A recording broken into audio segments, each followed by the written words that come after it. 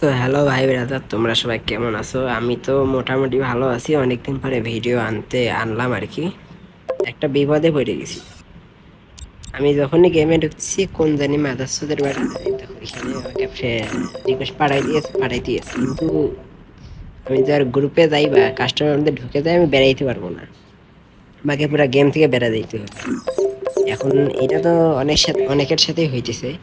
এখন আমি তাদেরকে বলতে চাই যারা এগুলা কাম করতেছে, ভাই এরকম করছে কেন ভাই? মানুষকে বেকার বেকার হয়রানি করতেছে। আমি এখন কারোর সাথে গেমও খেলতে পারছি না। আবার আমি যদি সেটিং থেকে যাই, এখান থেকে বন্ধ করে দিই নোটিফিকেশনে যায়, তখন দেখা যায় আমার কোনো একটা ফ্রেন্ড যদি আমাকে রিকোয়েস্ট পাঠায়, তখন আমি তার রিকোয়েস্টে যাইতে পারবো না।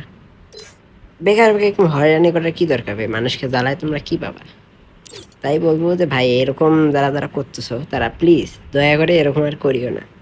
শুধু আমার সাথেই না, আরো অনেক বড় বড় ইউটিউবার এবং কন্টেন্ট ক্রিয়েটারের সাথে এই সেম টু সেম এই কাজটাই হয়েছে। আমি আপনাদেরকে শুধু একটাই কথা বলতে চাই, প্লিজ ভাই এরকম করিয়েন না ভাই, প্লিজ।